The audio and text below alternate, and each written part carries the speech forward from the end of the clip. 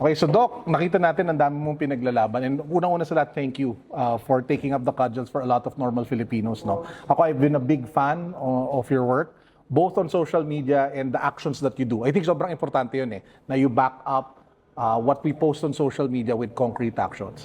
Now, one question though I have, burning question is, what set you on this path? Paano ka ba napunta sa situation na to? At why do you feel strongly na you need to take up the cudgels for causes like this? Well, actually, I've never realized or I never imagined that I would be in this particular position. Because if I would trace my life, so at age 7, nasa Pasay City kami, and then there's a huge fire Oh, wow. na wipe out yung bahay As in, namin. sunog. Sunog. Ay, grabe. And then yung parents ko, wala doon. So my dad, lawyer siya sa US Embassy, and then my mom, SSS. So yung mga kapatid ko, being the eldest brother at 7 years old, nasa Don Bosco ako, grade 1. Wala, nagpunta na lang kami sa Baclaran Church. And then nakita kami the next day.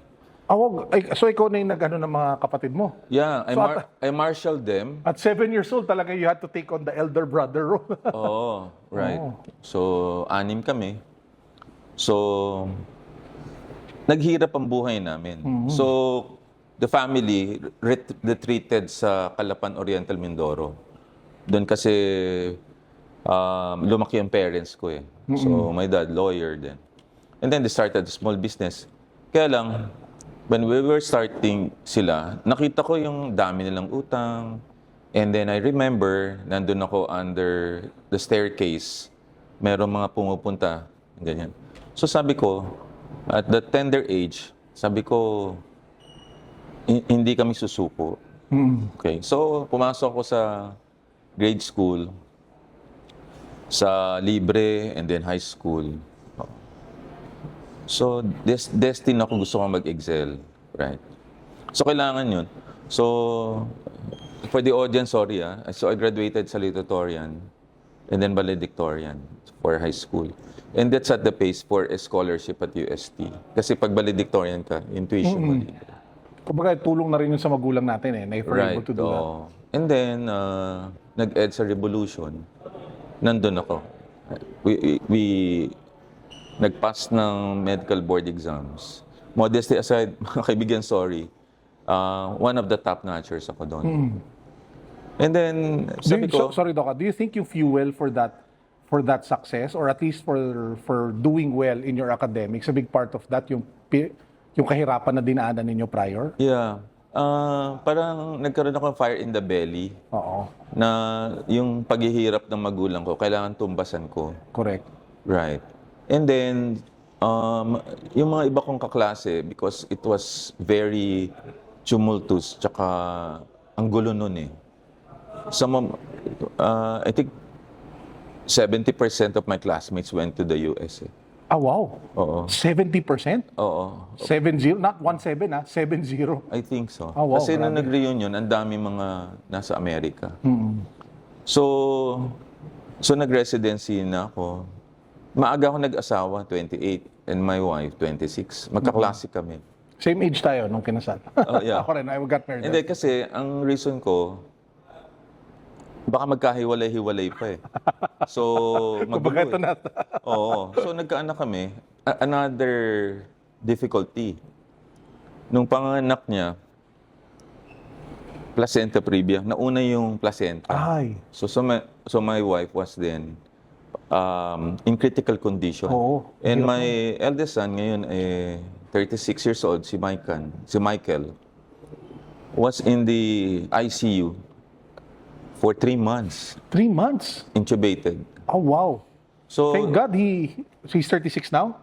yeah. Oh, thank God na Pero na-delay ang kanyang development. So my wife, na pediatrician, had to stop yung clinical practice. to take care of your son. Yes, oo. And then, ako naman, pinalad mapunta ng UPPGH to train in cardiology. With the twist of fate, natanggap ako sa Unilever. Oh, wow. medical director. And again, ito swerte kasi yung HR director, hindi ko naman alam HR siya eh. Last patient ko siya. Sabi niya, di tiningnan ko, may ubo siya. Kukunin kitang medical director. Bakit? Basta, sabi niya ganyan. So, the next day, hired ako. Ay, wag ganun kabilis. Ganun kabilis. And then after that, naging kaibigan ko siya. Ba't niyo ako kinuha?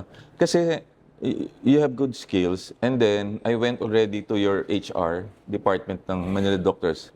I saw your CV. Masino pa. Yung pasyente mo. Masino. Magaling. Then after that, at age 35, maglo-launch ng produkto. Kinuha ko ng Warner Lambert to launch yung drug na Lipitor. Oh, wow. Okay. In 1997. Oo. So pag alis ko sa Unilever, twist of fate, my wife naman ang kinuhang medical director ng Unilever. So, Pfizer bought Warner Lambert. Hostile takeover yun.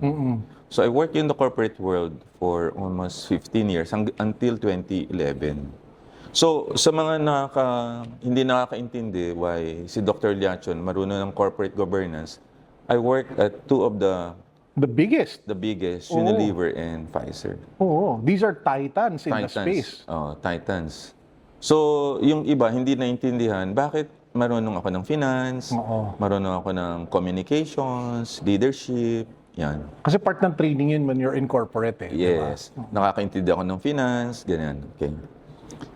Now, in 2010, namatay yung sister ko. My younger sister. At age 48. Oh, wow. So young. So young. So, tinamaan na naman ako doon. So, nag-sabbatical leave ako. Kasi sa pagkalungkot ko, sabi ko, if I will do this in the corporate world, I was so busy, then wala na akong time sa family.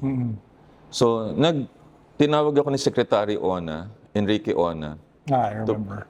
to become a 1 peso consultant of the Department of Health. And we work on the sin tax law. The sin tax law, mga kaibigan, ito yung paglalagay ng taxes for tobacco, alcohol, now with sodas and vape. And the taxes po nito, pupunta po sa PhilHealth. So yung money pong ito, pag may nagkasakit, ito po yung gagastusin natin. Oo, para ipaggamot sila. Exactly. And then after that, in 2013, na-elect akong presidente ng Philippine College of Physicians. Yes. This is the same group that... That suspended me. Grabe. What a twist of fate. Okay, so I led the 12,000 group of internists, specialists. In 2015, I was elected as president of the UST Medical Alumni. Okay. In 2016, President Aquino appointed me as independent director for PhilHealth. Kaya naiintindihan ko yung PhilHealth. So you're literally inside PhilHealth? Representing the monetary board. Okay. Imagine mo, the monetary board nominating me to independent. So my last day was the signing of the Universal Healthcare Law by President Duterte. Oh, wow. Di ba? So akala ko tapos na yung government service ko. Kumbaga, dami mo na nakita. You went through the syntax, which was so pivotal. And then, pati up to the point na yung pangarap na lahat ng Pilipino na, uy, magkaroon ng universal healthcare. Kasi diba usually, when you think of universal healthcare, iniisip ng karamihan ng mga Pilipino dati, pang first world country lang yan. Yeah, like my daughter right now is in the UK. At nakita ko pag nasa ER, whether mahirap ka, middle class, upper class ka, pare-pareho kayo. Pagpunta mo ng ER, wala kang babayaran. Correct. Sana ganun dito, no? Right. Meron sa Taiwan, wala. Hong Kong, and then ngayon, Thailand, 9% lang. Singapore, 20% ang copay. Korea, wala. So, in Southeast Asia, tayo lang hindi ganun. Ang out-of-pocket natin, 60%. Philippines, number 1. And then, akala ko tapos na. Oo, kasi napasa na yung batas eh. In 2020, nagkaroon ng COVID. And then, naalala ko bigla. 1 week lang na may ECQ, I got a call from the palace. This is from the office of the president. You are hereby summoned to become National Task Force Advisor for COVID. So, what an honor kasi parang gera eh. Di ba? Kumbaga, best and brightest, let's go, di ba? Parang Let's ganon. go, oo. So, tinawag ako. But I quit after mga 3 or 6 months because of some differences in managing things. So, for 4 straight years, every night, nag-i-inform ako ng public on how to do it. Right? So, after that, normalcy, eto na. Kala ko tapos na. And then the PhilHealth Scandal broke out. scandal. So, since alam ko yung nangyayari, kailangan ko explain sa tao. And ito yun, present na pinaglalaban natin in universal healthcare. Para lang may context kung saan ako nanggagaling. Kasi ang dream ko talaga, for every Filipino, pag pumunta ng hospital or kahit outpatient, wala kang babayaran kasi nagbabayad ka ng premium. And mandatory yun, kakaltasin sa Oo, sweldo. tinatanggal sa sweldo na lahat ng nagtatrabaho yun. Correct. So, dapat, yun. And then, tinulungan pa tayo nga ng batas na sin tax law. Kasi dalawa po mga kaibigan pag nagbayad kayo ng PhilHealth, isang direct contributor ng kinakaltas nyo po, 3,600 sa sweldo, 5% of your salary. Yun namang indirect contributors, ito po yung mahirap, senior citizen, may kapansanan, 4 piece. Ang magbabayad po niyan, yung sin tax. Yan ay mga 80 billion a year. Right? So, ang trajectory niyan pataas eh. Pero sa kasamaang palad, nung pumasok si President Marcos, pababa ng pababa ang PhilHealth until naging zero in 2025. 2024 muna na-divert ang pera. Yun yung na-clawback yung 60 billion. Yes, na pinatay ng Supreme Court na unconstitutional. Correct. Kasi sabi ng batas, hindi nyo dapat kunin yan kasi yan earmarked for health. Before we proceed lang, Doc, I just have to emphasize the point. Naalala mo yung sinabi ko kanina before we started na some people are called to do certain things in their lifetime. I think doon pa lang sa kwento ng pinagdaanan mo at yung fact na you were witness to these things such as yung pagpasa nga ng syntax, di ba? Na you went through yung corporate stage in your career, na pinagdaanan mo din tong pagpirma ng universal healthcare, pati yung COVID. Talagang feeling ko tamang-tama kung nasan ka. Mahirap yung burden that's on your shoulders now, but I feel like parang yung calling, no, nandun talaga eh. Oh, parang ang feeling ko, you were built you were built by God. And your experiences. And experiences. Parang hinanda ako for this.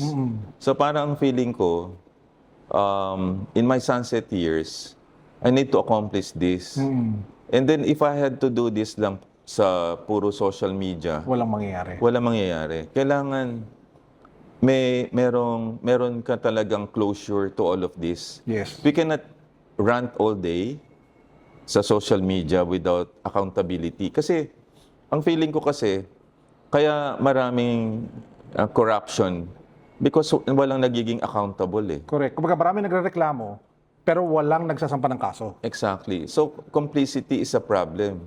And to me, being complicit is a crime. Oo, kasi pag wala kang ginawa at alam mong meron, Parang umuo ka na rin. parang umuo ka na rin. So, how can we improve our country?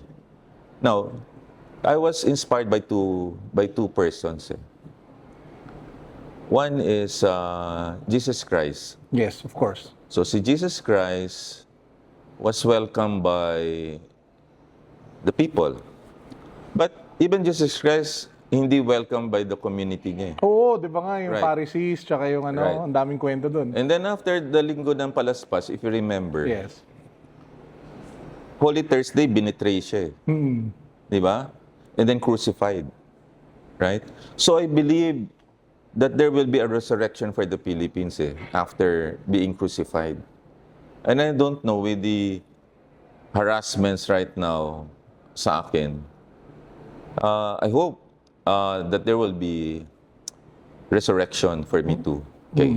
My second idol is Jose Rizal. Jose Rizal was a privileged person. In fact, nasa Madrid na nga siya. Hindi niya kinailangan gawin yung mga pinagagagawa niya. And then, tumasyan siya, doktor, ophthalmologist. Pero nagkasakit kasi yung mother niya. cataract. So umuwi siya, gave sight to the mother, but actually gave vision to a country. So nung umuwi siya, alam niya yung risk.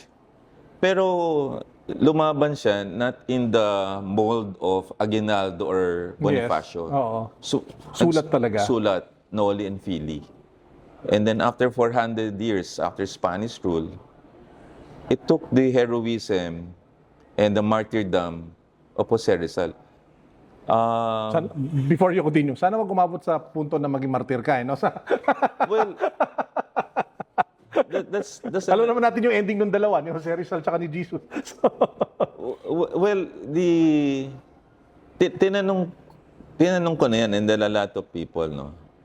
But in life kasi, pag may mga consequences ka, you know that it's part.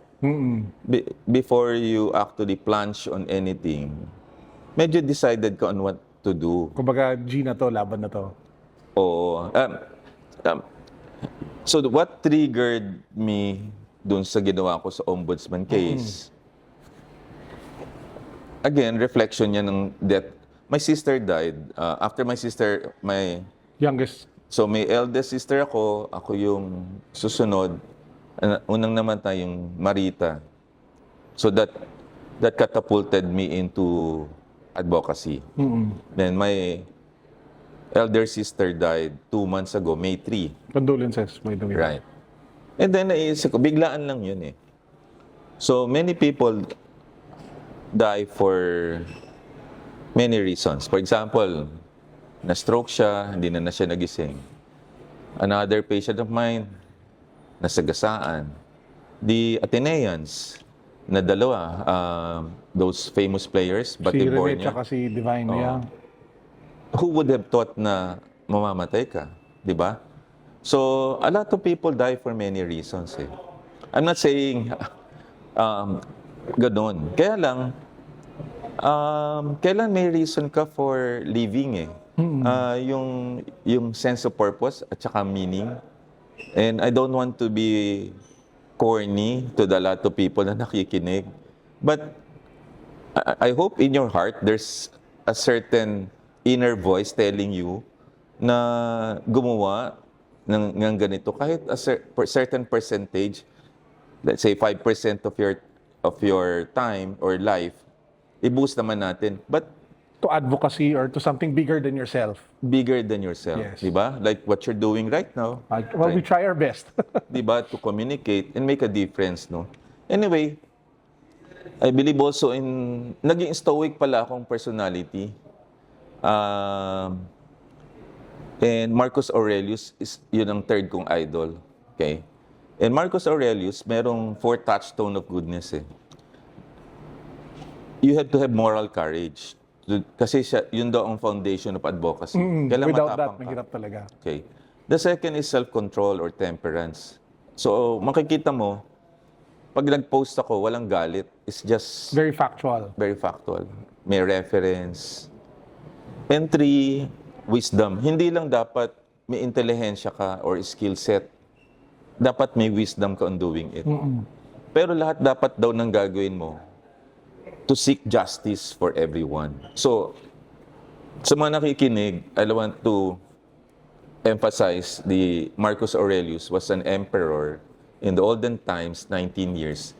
And then, sinulat niya in a diary na na-discover na itong emperor na to, adorned by everyone, pwede niyang, ang sulat eh, pwede niyang kumain siya ng masasarap, he could have the most beautiful women at your mercy, di ba? Pero hindi niya inabuso yun. So, yun ay nasa diary niya, Meditations. At yun ang naging impetus for Ryan Holiday to write the book. So, I have all the books. Courage is Calling, yung Ego is the Enemy, Right Thing, Right Now. So, nag-stoic ako. Ibig sabihin, I am not affected by noises all around. I'm just focused on Kung ano yung issues at kung hand. anong issues na yun. If there will be something nagugulo sa akin, hindi. But of course, I know kung ano. So, yan yung naging parang guiding principles ko kung bakit ako naging ganito. And then, I don't want to be naive as well na wala ka na harassment na meron. Of course, meron. Madami. Madami.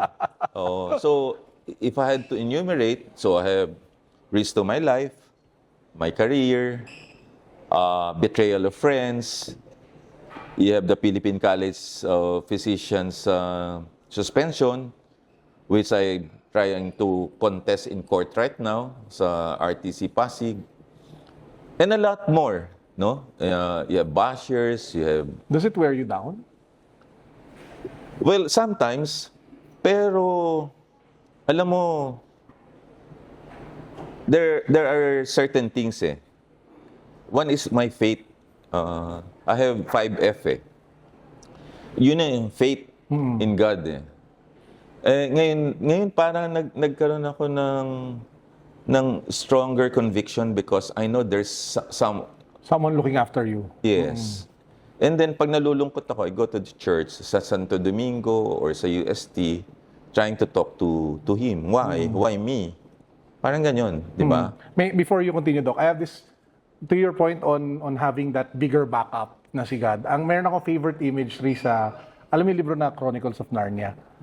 Yung si Lucy, nung sinusugod na, si Lucy ba yun yung bata na babae, sinusugod ng armies. Yeah. Tapos may biglang lumabas si Aslan, isang napakalaking lion, and nag-roar. Tapos, as in talagang wala, talo yung buong army. Para sa akin yun yung perfect imagery of faith in action and faith in God. Na despite you have so many problems and so many threats, kung yung Diyos, alam mong kakampi mo, ano pa yung mga yan, di ba? Exactly. So kinakausap ko siya, why me? And may mga bosses na ano. And then I learned also to pray also to my mom, dad, and then my siblings. And then I was named after Saint Anthony de Padua. And then my favorite guardian angel is Saint Michael, the defender. Sok na sok yung paborito mong angel sa, Oo. So sa sila current situation mo. Oh, and then Saint Jude Thaddeus, and of course Saint Thomas Aquinas. So yung ibig sabihin, sila lang yung kakampi mo ngayon. So that's the first faith. Number 2, family. Wala kang pwedeng sabihan eh. I could not even talk to anyone kasi hindi mo alam kung sino yung... Kung totoo mong kakampi o kaibigan, di ba? Exactly. Oo. During adversity, hindi mo alam kung sino... Especially in a political arena like this. Di ba? Exactly. Kaya nga, minsan, mas maganda pa kausapin mo na lang pamilya mo o Diyos eh. Yung solitude, napaka-importante pala nun eh. And then number 3, may inner circle of friends ako. Pero 5. Very small. Oo. So, ikaw siguro isa. Kasi I only talk to friends. Pag nalulungkot ako, I text, can I talk to you? Sasabihin ko, I need to talk to you tungkol sa nararamdaman ko. Para lang may I want to blurt it out, but I could not express to anyone. Kasi people are busy, people might not understand kung saan nanggagaling. So that's my... Number 3. Number 3. Number 4, fitness. Ako, kailangan ko yung fitness. Ako, I used to weigh 211 pounds during the pandemic. And I'm down right now to 170. So, pero yun, it took me about 2 or 3 years. Okay. Ang fitness, physical fitness, importante. So, in the morning, I attack the dawn. Maaga ako nagigising. Ano yung sinabi? Attack the dawn. The dawn. Okay. Marcus Aurelius That's yan. such a nice statement, ha? Oo, kasi sabi ni Marcus Aurelius, habang natutulog daw ang mga tao, nag-iisip ka na. Beautiful. Oo. So, you prepare yourself, mag-exercise ka, magsulat ka, mag-prayer. So, yan ang una. Now, pag nag-exercise ka, mapapansin mo, nag-i-increase yung energy mo. It's actually during walking na, eureka! Yung mga moments that you think about things. And then, magpa-flow ang blood mo rin sa heart. Mapapansin mo, may emotional fitness ka. You'll be kinder, more compassionate. And then yung isa, spiritual fitness. parang mas nagdadasal ka ngayon kasi mas kailangan mo eh. Wala ka ibang kakapitan actually. Wala ka ibang kakapitan eh. Ang 5 na F, Filipino, para kay Juan de la Cruz. The average Pinoy. The average Pinoy. So I'm doing this kasi I want to pay back. Kasi life has been good to me. Hindi ako mayaman. I'm just comfortable. I tell you, wala akong ibang pinagkukunan kung hindi sa pagdodoktor.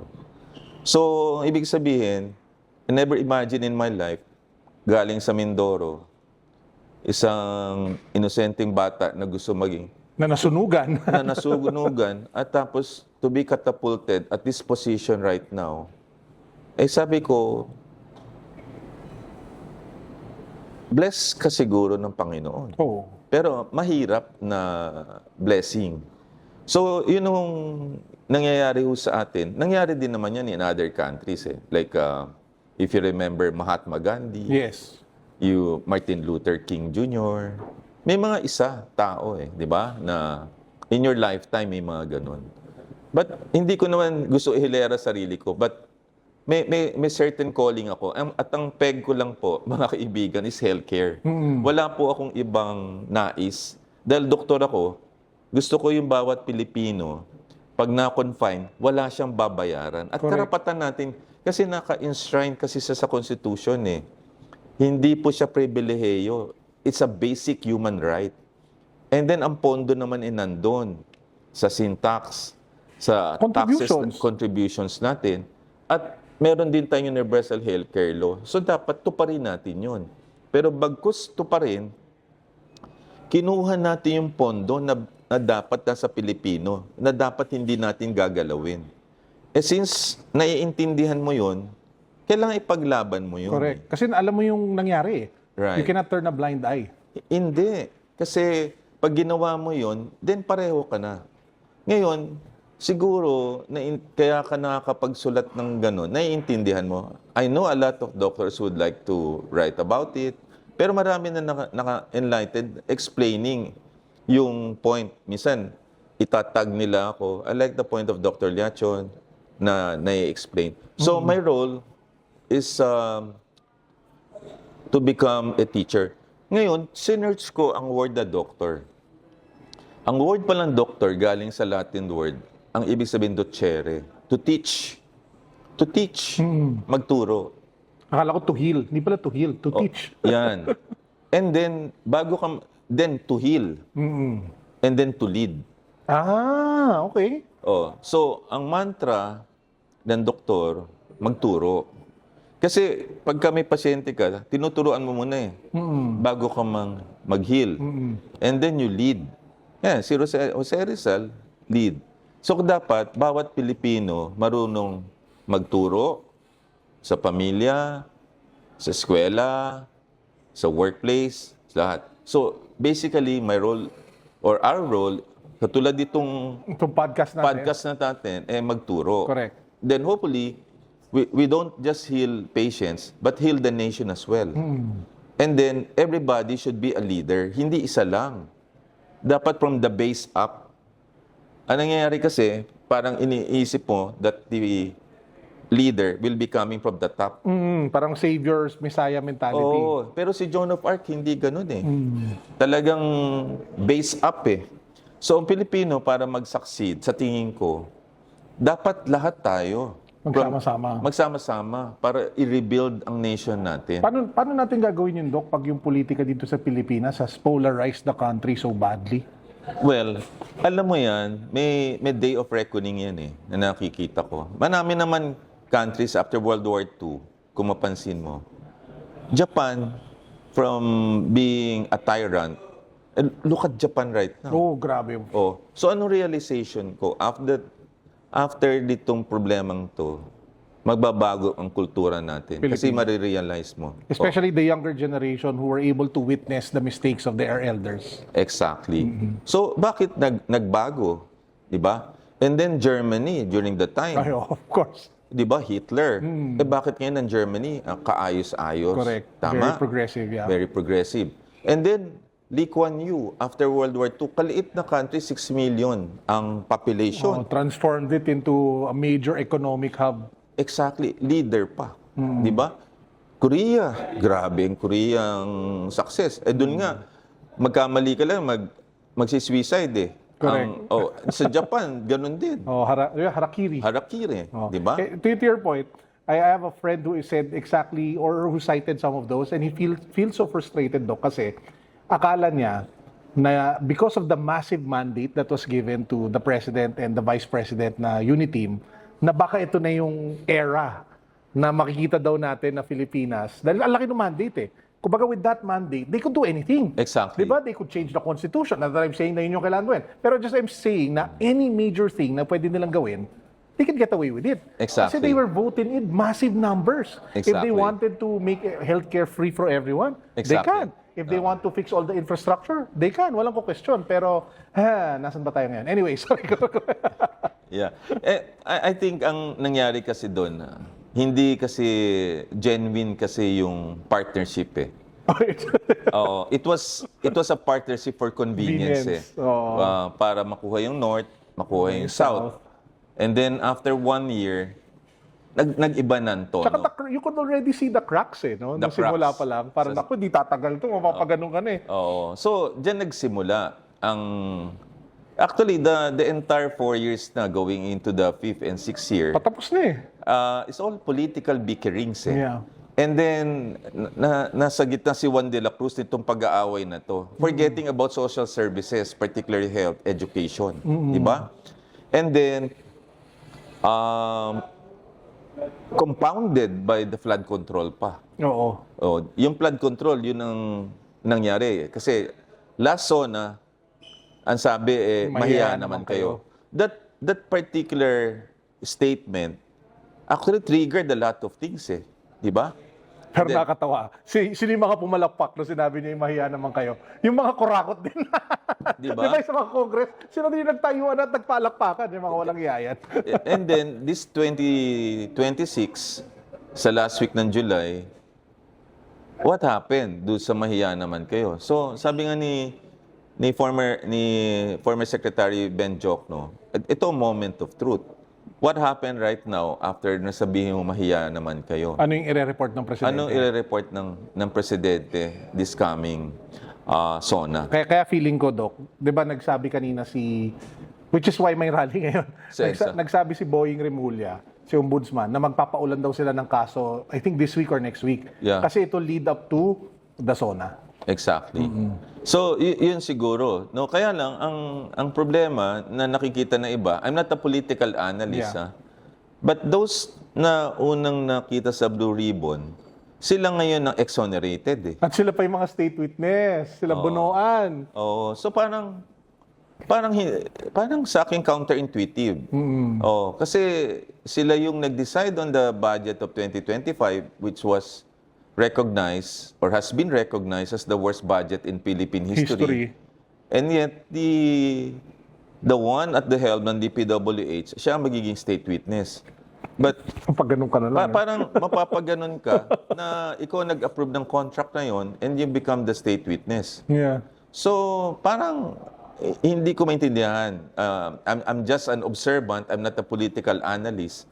Pero counterintuitive. Exactly. So, and then that's something na naiintindihan ng bawat Pilipino kung ano ang repercussion nito. That's why going to this place may rally, no?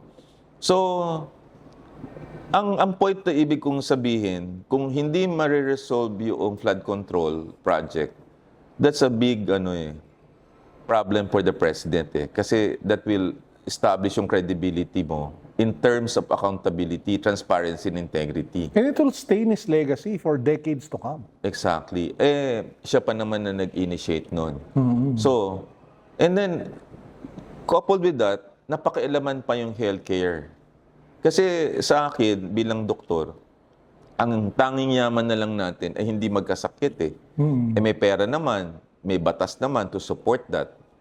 Ginalaw pa yun eh. Para bang hindi na nakontento sa flood control, pinakailaman pa yung kalusugan. Correct. Doc, on that point, meron akong 2 questions. So, una, ano ba talaga yung naging impact nung pag-alis ng 60 billion sa PhilHealth? Kasi, ang sinabi ni ES Recto, parang wala naman daw impact yun na inalis. Pero parang something to that effect yung statement niya na hindi naman daw nag-impact masyado yun sa PhilHealth, yung pag-alis ng 60 billion yun. Baka pwede mo lang explain from you being in PhilHealth and knowing lahat ng pinagdaanan mo doon, ano ba yung naging impact ng pag-alis nun? And ano ba yung impact nun sa normal Filipino?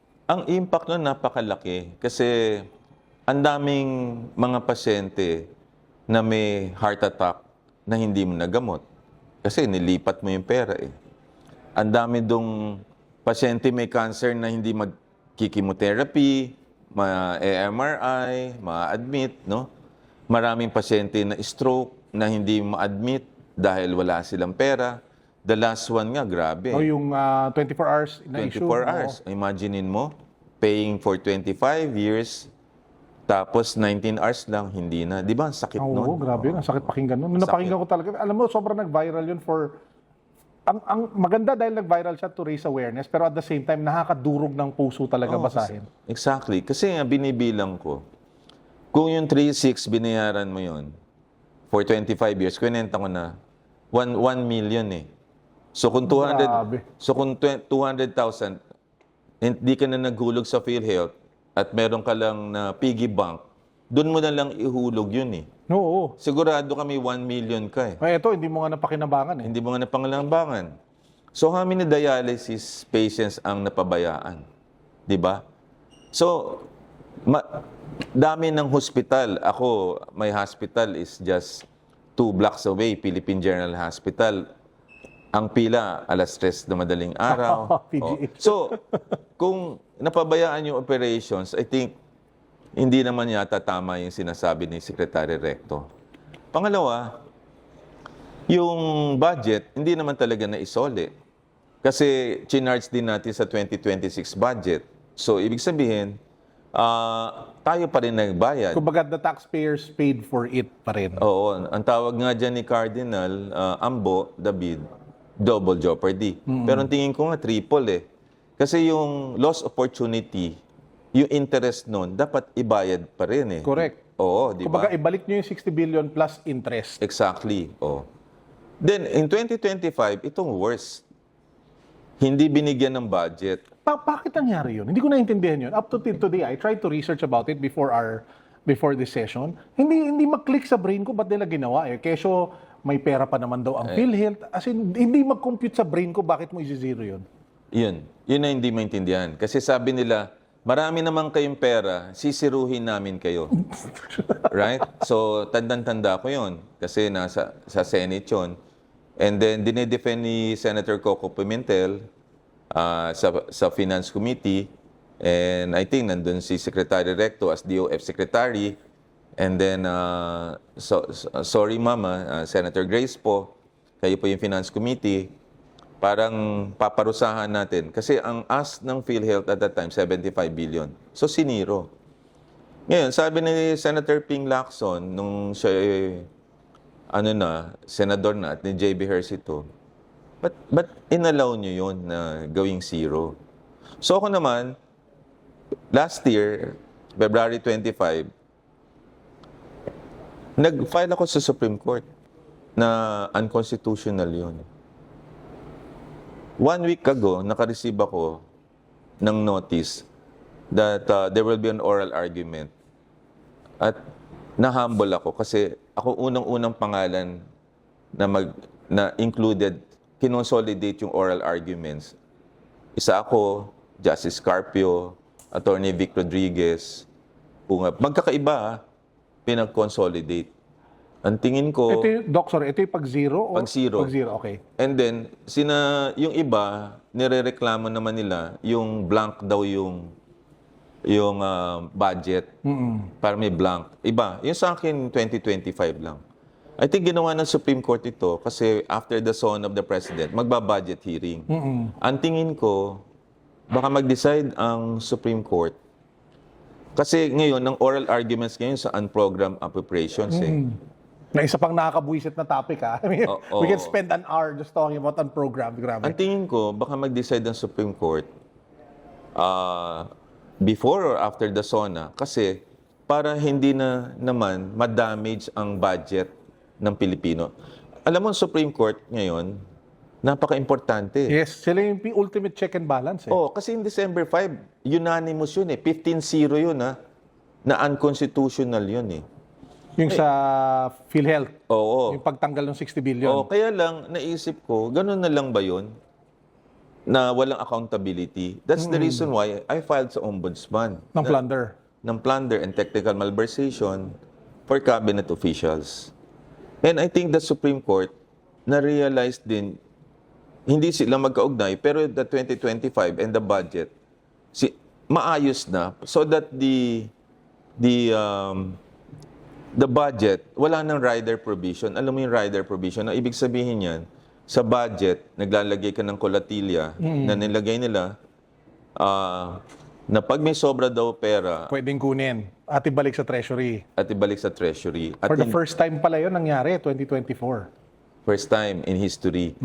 Pero hindi ako abogado, pero ang sabi ng Supreme Court, wala daw GAA provision can override two Republic Act, yung sin tax at saka universal healthcare.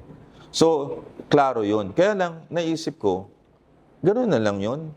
Parang tapik Slap lang. on the wrist. Oo, wala Hindi pa ba- nga slap on the wrist eh. walang slap eh. Parang sinabi lang niya, bawal. Parang wala na bang mananagot doon, Oo. di ba? So, nag-file tayo.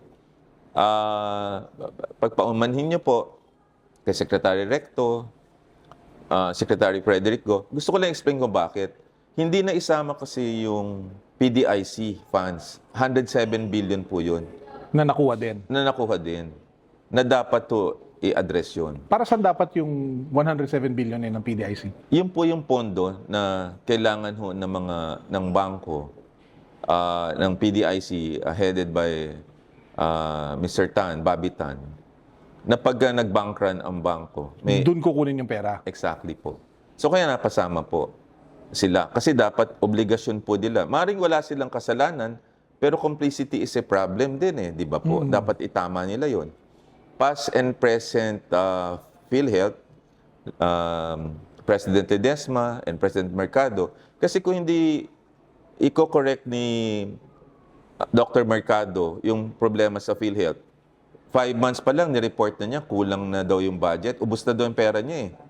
So ang Anong year to, Doc? Yung sinabi year. mo? This year? this year, Ubus na daw pera niya? Oo, nagpunta siya sa Congress at kinausap niya si Congressman Gatto, Health, ng committee. Ubus na yung pera niya. At ang projected budget niya for this year, humingi na siya ng 300 billion. So you see right now, parang yung maling thinking process. In 2024, kinuha mo yung 60 billion, 2025, zero Ziniro ka. mo. And then ngayon, ang hihingin mo for 2027, 300 billion. Di ba? Is that the way we think right now? Galing na yung taga PhilHealth na yun, ha? So, ibig sabihin, mali. Tapos, may arrears pa sila. Ang arrears nila, according to Senator Lauren Legarda, 223. According to Professor Shelo Magno, 330. So, dapat... Billion. So, kung ang ask mo ay 300 billion, yung utang, sabi ni Senator Lauren Legarda, na 223, kasi hindi lang pala yan, may PAGCOR and PCSO. A certain percentage, 40% ng PAGCOR PCSO, bibigay mo rin. Hindi binigay ng government yun. What year nila hindi binigay? Aba, paunti-unti, since 2022 hanggang ngayon. Pwede ba nilang hindi ibigay yon? Hindi. Hindi nga eh. Kaya china-challenge eh. So yung 300 billion na yon, yung arrears pa nila, widening gap, dapat tingin ko, 500 billion na ibigay nila. Kasi tinan mo 60 billion, 75 billion. Di ba? That's 130 na. Ang ask ni Dr. Mercado, 300 billion. Dapat siguro ang budget para bumaba yung out-of-pocket expenses natin. Ngayon kasi tingin ko 60% eh. Yung World Bank data, Carlo, was then in 2022 was 44%. But at the rate we're going right now, tingin ko 60 to 70% ang out-of-pocket expenses natin. Ang tindi. So dapat, para ganun, i-recast nila yung budget. Since ang flood control ang number one cost ng ng corruption, bawasan yun, tapyasan yun. At ilagay muna sa social services, particularly kalusugan at edukasyon. Kasi ito yung human capital and it is defined as a healthy and educated population so that every Filipino has a fighting chance for life. Ako, kunyari, hindi ako malusog, hindi ako nakapag-aral. Paano ako makakapagtrabaho? That's why 15 million Filipinos are OFWs Kasi ang iba hindi nakakatapos. So, ang tendency, umalis. Ngayon, kung ang bawat Pilipino, like Singapore at other Asian countries, Vietnam, terrible. Kung malusog ka, nakapag-aral ka, you have a fight. Dapat libre ang kalusugan, libre ang edukasyon in other countries So, makakatapos ka ng college mo. And then, you have a fighting chance In for life. life. At talaga kaya mo baguhin yung situation ng pamilya mo. Exactly. So, yan ang dapat mataas ang budget. Tapos, infrastructure ang susunod. Pero dapat, Sa infrastructure and budget. Tapos nauna. napunta sa corruption. ang ginawa, infrastructure ang inuna. And then, nawala yung perang yan. Correct. Di ba? Pumunta sa bulsa ng mga tao. Diyos ko. Kaya yan yung concept ko ginagaya ko lang yung nangyari sa Singapore. Na kaliit-liit na bansa, inuna ni President Lee Kuan Yew ang tao, human capital. Tingnan mo naman ang Singapore ngayon, top 5 countries in the world. Correct. Napakaliit. Ang Metro Manila, ang population 13 million, 6 million lang yun. And yet so powerful, di ba? Correct. And ano ang problema? Leadership and governance lang, di ba? End of the day, talaga everything rises and falls with leadership. Exactly. Yan talaga ang kulang natin ngayon, yung genuine leadership And vision. and vision. Yan ang kailangan natin. So ano bang gusto nating envision sa future natin with this climate of bickerings, noise, corruption? Wala di ba? So ano ba silver lining natin as Filipinos right now? I think meron pa rin. Kaya lang, we need to speak up. Everybody should speak up. Respectfully, marami tayong nakikita na kaya nag-aaway-away because of the harsh words di ba? Kung mag-reply, tinatawag yung iba, bobo, yung mga gano'n, na hindi naman helpful. Hindi. Dapat i-elevate natin yung level of discourse into something na respetado tayo. Ngayon, ang attack ad hominem Alam mo bakit ganyan? Kasi pati sa Senado, ganun sila. Yun yung nakikita ng mga tao Ito yung ginagaya ng mga lahat na ibang tao. Yung role modeling. Yung mga role model natin doon, mapapakamot ka na lang ng ulo minsan. Siyempre, nakikita ng mga bata yun. Correct, di ba? So yung mga vloggers ngayon, na may point naman sila, to the point na nagiging harsh din yung mga banat nila. Pero I don't go to that level. I go to the level of trying to elevate the level of discussion. Into something more intelligent. Diba? Exactly. Kasi gano'n naman ang Pilipino in the first place Kaya nga, in other countries, we succeed because academically, ang gaganda ng schools natin Di ba? Kaya lang naman tayo nagkakaganito because the leaders at the helm, yun nandun sa taas, bad example ang pinapakita sa atin Yun ang nakikita ko sa problema natin. Ako, I agree, may silver lining. And a lot of it has to do with every time we have elections. May opportunity ka, di ba? Alam mo, yung last election, nakapagsingit ng magagaling na tao. Exactly, I agree. And then, nagulat ang lahat. At nagulat ang lahat. No? Oo. So we don't Feeling ko nagigising ng tao. We don't want to sound political in this discussion. That's why we don't want to name names. Yes. No? And then try to promote them. No? Correct. But in 2028, hopefully, madagdagan uli Correct. yung mga competent na leaders natin.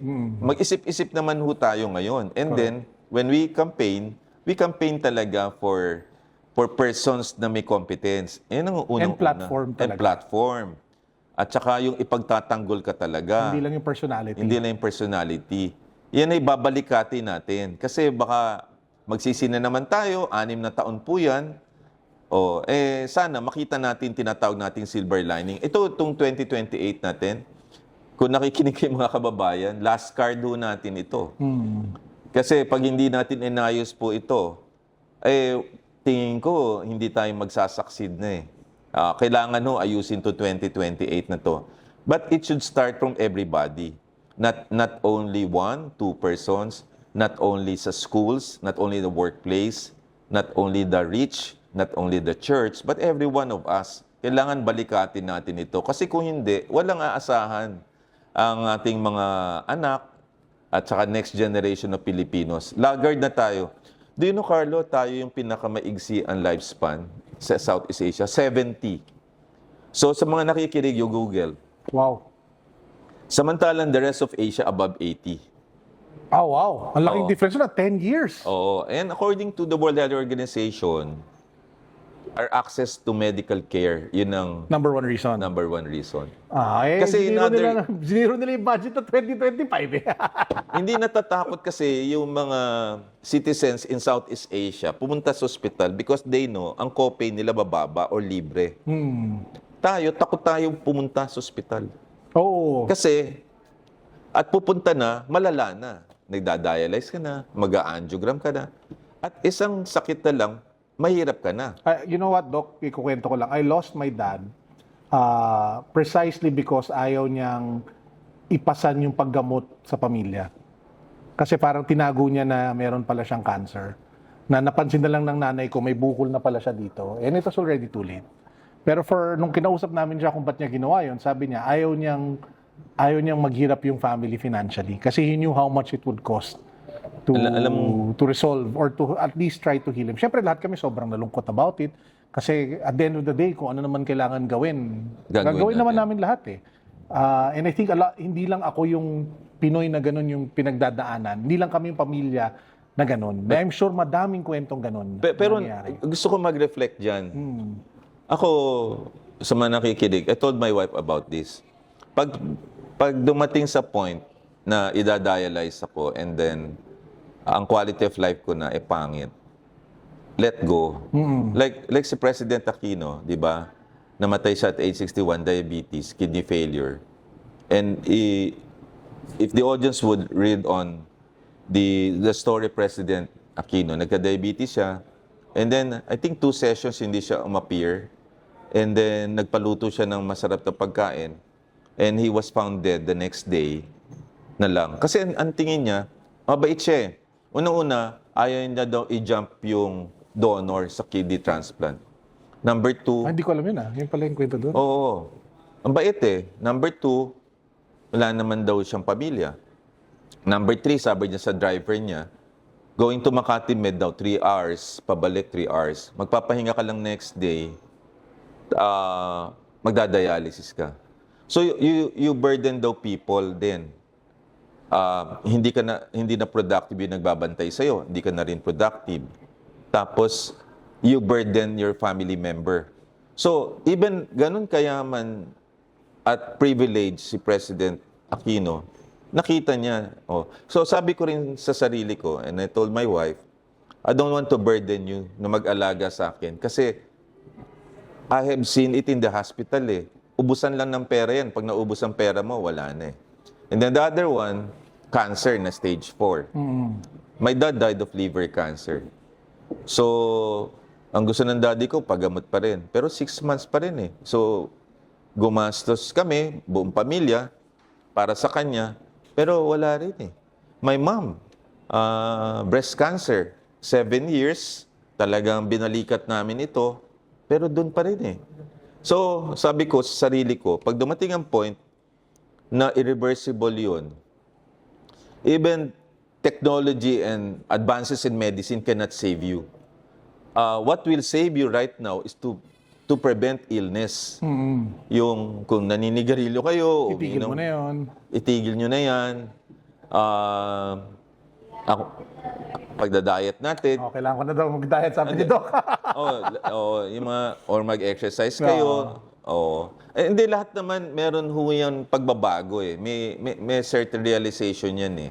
So, ibig sabihin, mas importante ang preventive health.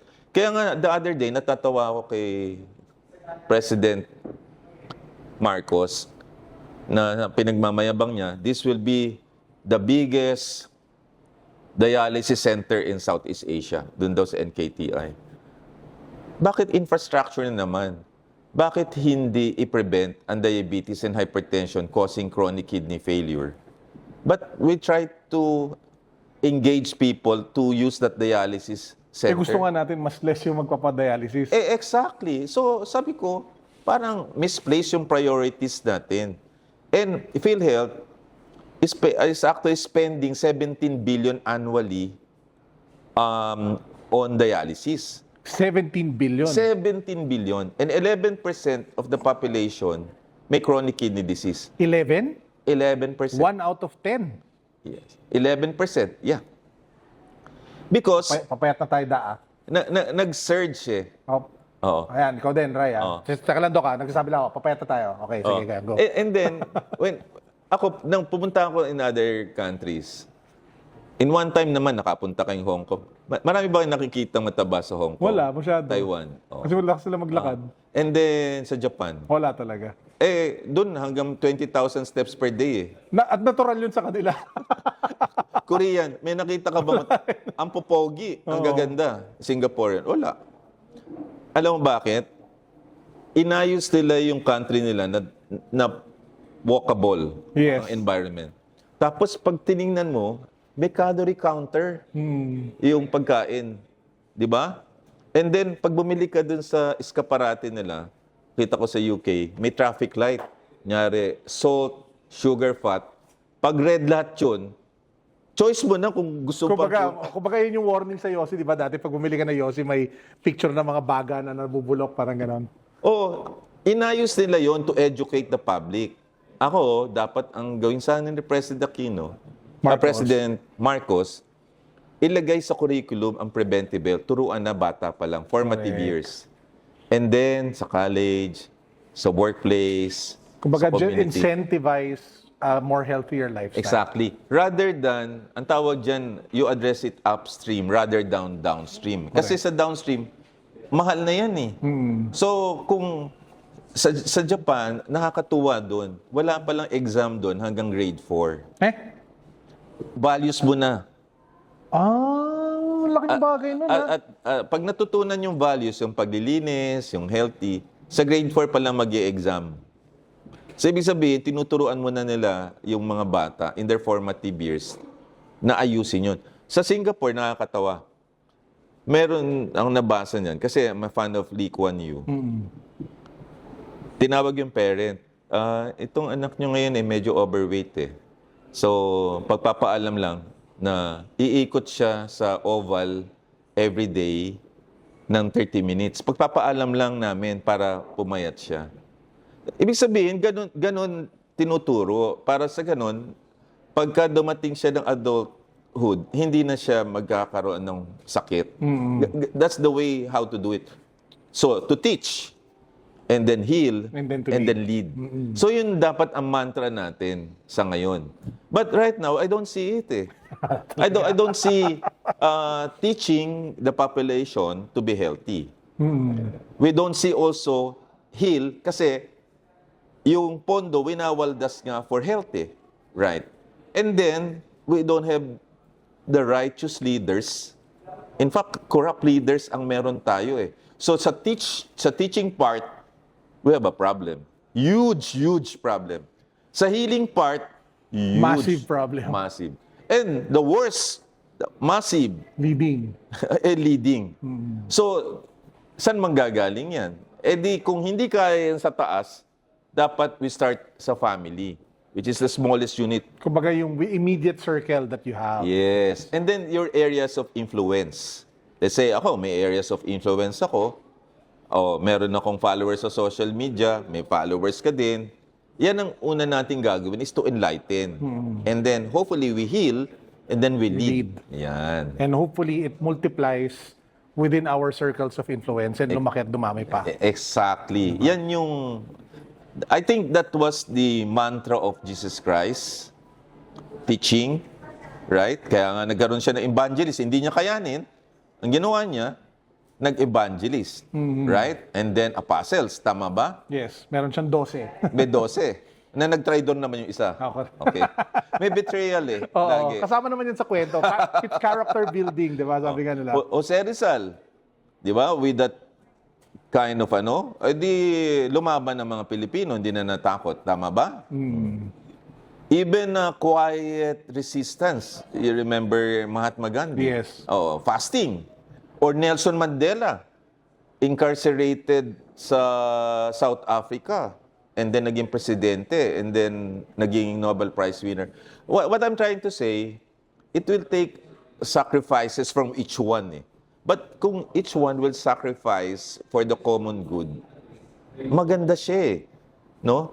And I don't know on how our country will be okay, but we have 2 years to be awakened and then respecting each other and then hopefully for the best. Yun ang tingin ko. May silver lining pa. Hindi pa huli. Ano lang yan 2026 may 2 years pa If we will be able to choose The right leader. the right leaders for 2028, that will set the future for us. Correct. Ako nga, I was telling my friend, if we pick the right leader in 2028 and you follow that up with another good leader in 2034, Yes. you can really change the course of where this country is heading.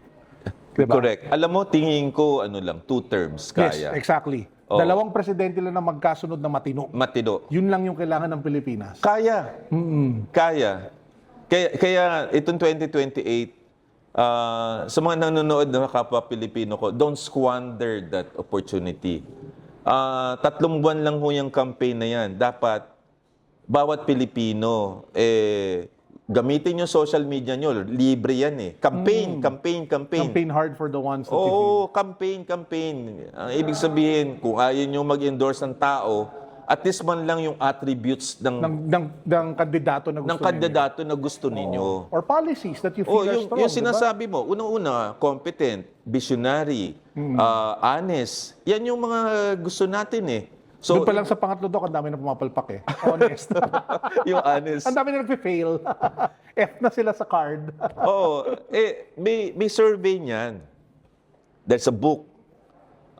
Favorite book ko to on leadership Leadership Challenge yan. Sinurvey lahat ang CEO. Gallup Survey, GAL. Yeah, Strengths Finder. Yes. Favorite book na din ako nun. Alam mo ba na ang number 1 attribute daw ng good leader honesty. Ano yan? Karamihan ng mga leader natin hindi honest. 90% answered honesty. Okay. Ang susunod, alam mo kung ano? Competence. At ang number 3, visionary. Top 3 answers on the board. Kumbaga, parang yung Napaalam mo ba't parang ako napapanguwi dito? Kasi parang pag-iisipin ko yung mga na-elect parang F sa 3 yun. Yun that's the Gallup survey. Sinurvey po 100,000 CEOs all over the world. At yun ang finding. Ang finding po, ulitin ko number 1, honesty. Then competence. And vision. And then vision. So sa mga nanonood, pagpupili kayo ng mga kandidato nyo sa 2028, sana naman pasok dun sa 3 yun, no? Paano po kung meron kayong kandidato na may ombudsman case? At marami sa kanila may gano'n. Di ba? Tapos, di ba? Kasi boboto pa rin nila. Number 2, wag naman, hindi ko minsan masama. Nag-elect tayo ng mga kandidato hindi nakapag-aral. Huwag naman pong ganun. Ang dami natin pong pagpipilian. Kahit man lang minimum college graduate. Sorry po hindi na ako word nanlalait. Hindi po. Kailangan po kasi natin ng standards po. Ang pangatlo, yung may vision ng future. Meron kang short term, may medium term, may long term. Ano ba ang pangarap mo sa Pilipinas sa susunod na 6 na taon? And then, ako, kunyari, if I would be president, 3 lang ang goal ko.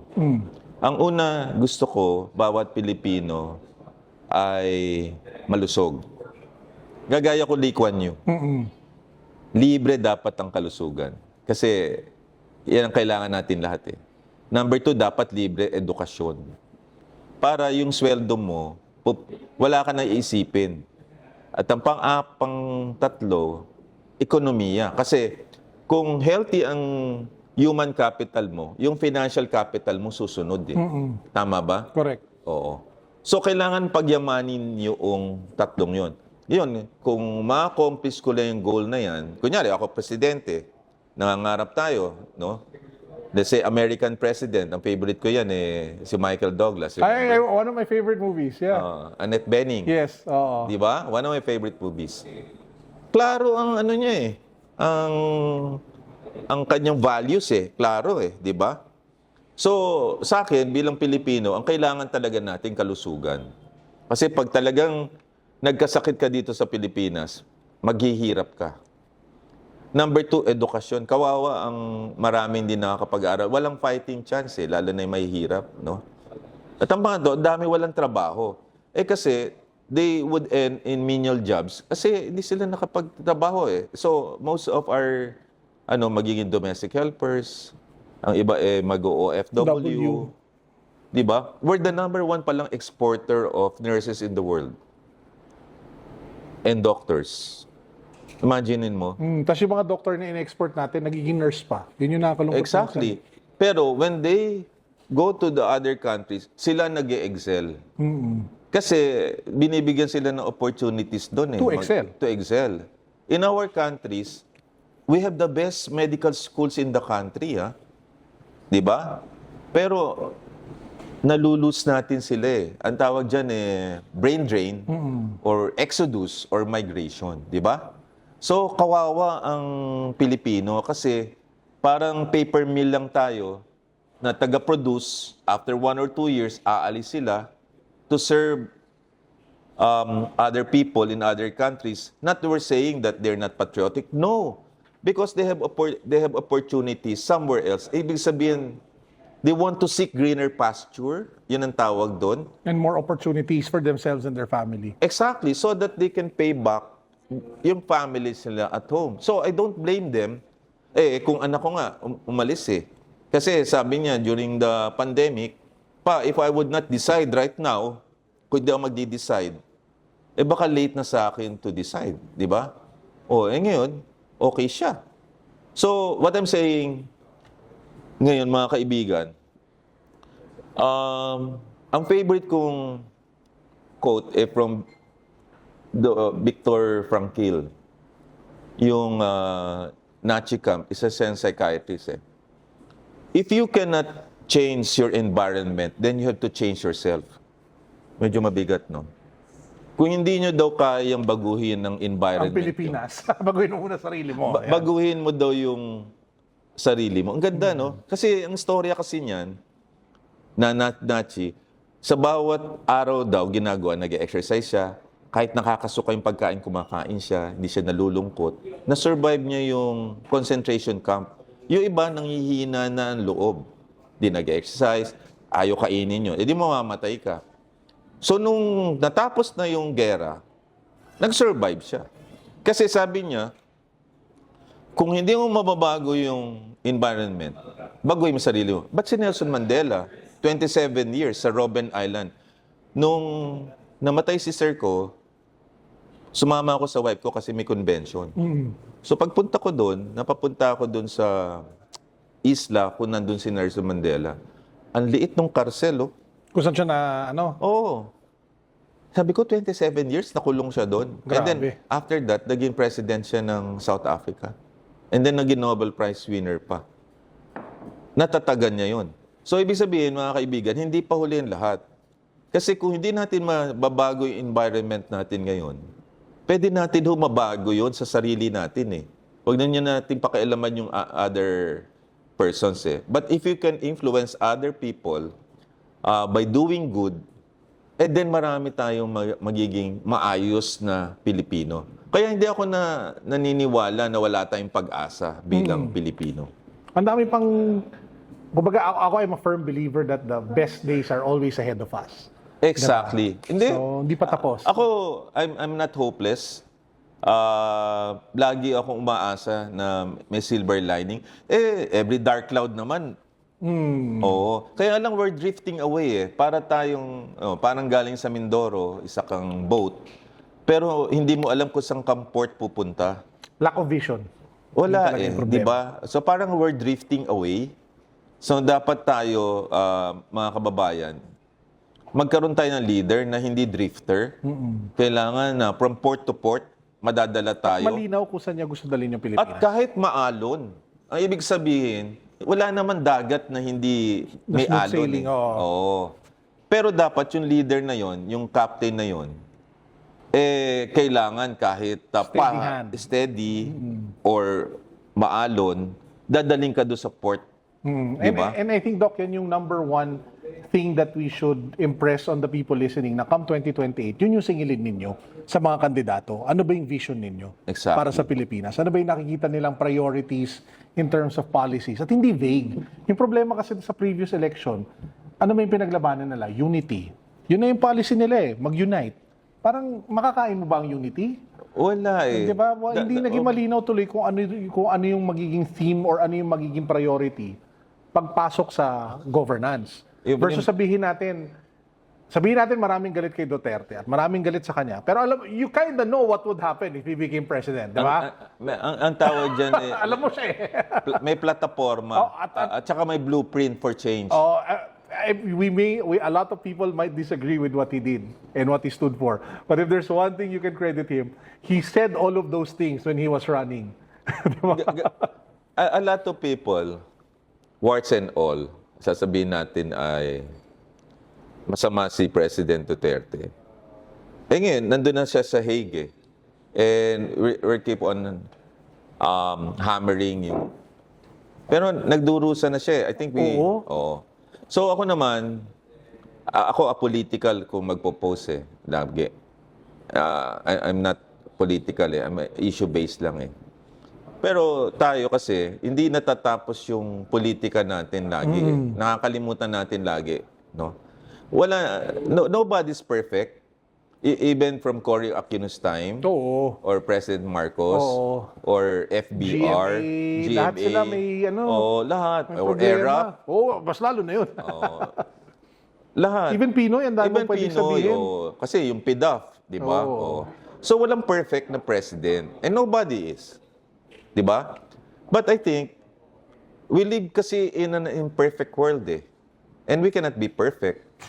But to live in an unjust world, that's cruel. And you feel that we're in an unjust situation right now. We are in an unjust world. Walang hustisya. At yun ang pinaglalaban ko. Hustisya. Kasi nobody's perfect. Pero dapat may hustisya naman Kahit paano. paano. Lalo na sa kalusugan, na we deserve it. We pay the premium. There's a law for the sin taxes. And yet our leaders, supposedly protecting us and defending us, are the ones in connivance para to deprive us of the health care. That is supposed to be our right. That is our right. I just checked pala, Doc. Si PAGCOR supposedly remits dapat 50% to PhilHealth. Ngayon, hindi ko alam kung nag-remit sila, nakasulat dito nag-remit sila, pero yung point ko lang, sa grabe mag-promote ng sugal tong gobyernong to, at the very least, sana man lang yung perang yun napupunta talaga sa healthcare. And even PCSO. Oo, di ba? Di ba? Pero sino dapat mag-check niyan? Dapat Department of Finance. Di ba? Na chine-check nila kung nare-remit yun at pumupunta talaga sa PhilHealth. Oo. So, mga kababayan, yun yung po ang tinatawag nating accountability na kailangan nating maintindihan that the leaders in the executive branch would execute kung ano yung ginawang batas. Correct. Ngayon, kung yung executive branch, sila mismo ang hindi magfa-follow. Katulad ditong flood control, imagine mo, yung DPWH, sila yung nagsimula, di ba? And then... Sila na nga yung state witness. Di ba lahat ng state witness taga DPWH? Exactly. Si Bonoan, si sino yung ano? Henry? Yeah, Henry Hernandez. Sabihin ko pa lang, si Aguda, sa DICT pala yun. Alcantara. Alcantara. Sila din yung mga naging state witness. So- Alam mo kung hindi sobrang juicy at hindi sobrang big fish yung ilaglag ng mga yan, magagalit ang tao. Mark my words. Kasi parang yung guilty, ginawa ninyong bida pa ngayon. Kaya nga parang counterintuitive. Exactly. Oo. Kasi sila yung nag-arrange ng mga schemes na yan Kaya nga Diba? So unless ang ituro nila is people of consequence, magagalit lang ang tao. Magagalit ang tao. Kaya may nagrarally na ngayon dyan, di ba? Hindi, kasi nga, nakikita nga nila na yung nag-umpisa ng flood control, yung DPWH at the helm, no? To the point nga, allegedly, nag-suicide yung Yusek Cabral. Di ba? Sa Baguio pa. Oh, and ba then- yung tumalon? Oo, and then the Blue Ribbon din, napatunayan yung mga district engineers na inamin naman nila, nagsoli nga sila ng pera. Yun na nga, meron na nga tayong sure na guilty, no? Tapos sila pa yung ginawang bida ng kwento. So, how can it be na sila yung state witness? And even the ICC, you remember? Sila din yung tinuturo eh. And then suddenly, yung tinuturong mastermind, sila naging state witness. Baka ending-ending nito, state witness na rin si Zaldico. Eh. Siguro, ako lang naman, I'm not a political analyst, oo. pero siyempre, observant ka lang. Kasi ang haba ng Blue Ribbon Committee ni Senator Lacson, at doon na-unveil talaga yung pagsusugal, yung nagpapatalo ng 5 million. I was talking to a friend who used to handle VIP services for one of the bigger casinos. Kwento niya sa akin, may mga government officials daw nung time ng flood control would gamble anywhere from 500 million to 1 billion a day. Oh my God. Ganun daw kalala. Ganun kalala eh. Hindi, So tsaka- yung feeling ko nga, Doc, yung point ko lang doon, yung nakikita nating corruption, feeling ko ano pa lang yan eh. tip of the iceberg. Oo, ang dami pa talagang nandun sa ilalim na hindi pa natin nauungkat. Kaya ako talaga niniwala ko mayaman ng Pilipinas, kinukurakot lang. Hindi, actually, mayaman ng Pilipinas sa natural resources lang, mayaman na mayaman. Human capital Correct. lang, mayaman tayo eh. Ang problema lang sa atin, nauubos sa corruption. Ito naman, not to say na may kinakampaign tayo. No? Look at Mayor Vico Soto. I will be shameless in campaigning for Vico Soto, by the way. So, I'm a big fan, but go ahead. I'm a big fan. Oo. Kasi, imagine mo, kinorek niya yung Oo, Pasig. Diba? grabe. Tapos, kumita pa ng 20 billion. Correct, saka nakitang ganun, di ba? Kasi, tinanggal niya ang corruption. Oo. Tapos, naayos niya. Pero alam mo more than that, Doc, kumausap ka na kay sinong taga-Pasig. Yung dignidad tsaka yung pride nila na taga-Pasig sila. Exactly. Ibang level. Oh, eto you're not talking here of a senior leader. Yeah, he's very young. Very young. Kasi when he started, 32 o 38 lang siya sa 2028. Kulang pa, kulang pa. Kulang pa.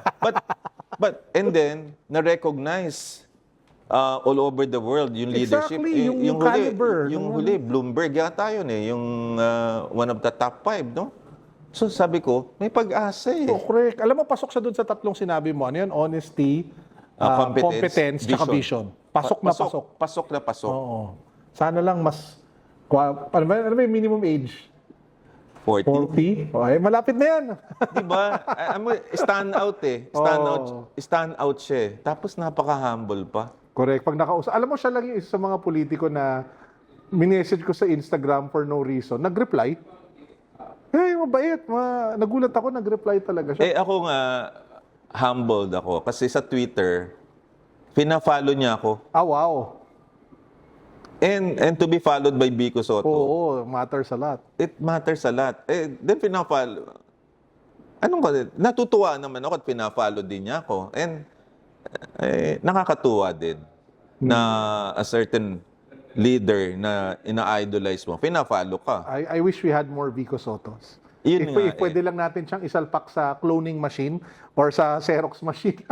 Tsaka ang nakakatuwa sa kanya, hindi niya gusto yung power. Correct, exactly. 2028, nag-declare siya na... Tuturo daw muna siya. Imagine mo yun, somebody with that kind of popularity. Oo, tsaka at the height of his political career. Di ba? Ang iba, Apex level. Oo, ang iba magko-congress yan. Oo. Di ba? Kunyari, you'll buy time or... He can easily win the Senate seat if he wanted to. Oh, di ba? Di ba? So, ang point ko, kakaiba. Oo. Oo, And yun I yung- think those are the leaders we need more. Kaya sorry to the readers na hindi fans ni Vico Soto, I will shamelessly campaign for him. Kasi ako niniwala ako, pag may yung mga ganyan, ano yan diamond in the rough. Ay, oo. Diba? Once in a generation Once in a leader. Ano siya eh, generational leader eh. Yeah. Oo. So I hope he gets a bigger platform and more opportunities to serve kasi we would really benefit from it as a country. Ako, marami tayong Vico Soto. Kaya lang tingin ko untap eh. Oo. Pero makikita mo yung ganyang klaseng leader ang kailangan natin in the future. Yung binanggit ko, one, honest, competent, then vision. And then, yung huli siguro, yung humility, no? Nasa kanya din eh. Hindi ibig sabihin kahit sikat ka, yung humility andun pa rin eh. Correct. Agree ako dyan. So, Doc, medyo lumagpas-lagpas na tayo sa ating time limit. So, siguro we can wrap this up with you na lang sharing any other siguro advice or panawagan sa mga nanonood sa atin na gusto mong sabihin today. Ako, I'd like to take this opportunity to thank you. Ay, salamat din. Sabi ko nga kanina, you are the most requested guest we've ever had. Dami nagpi-PM na isa lang ka daw namin dito. Oo. But to all Filipinos na nakikinig ngayon, I think you should not lose hope eh. There's always a silver lining for every Filipino. And be proud that you are a Filipino. Kahit mahirap minsan. Kahit mahirap, no? But I would encourage you to have courage. Kasi it's the foundation of everything eh. Number two, you need self-control and temperance. Hindi tayo dapat nagagalit lagi. Right? Magalit tayo for the right reason, but in a respectful manner.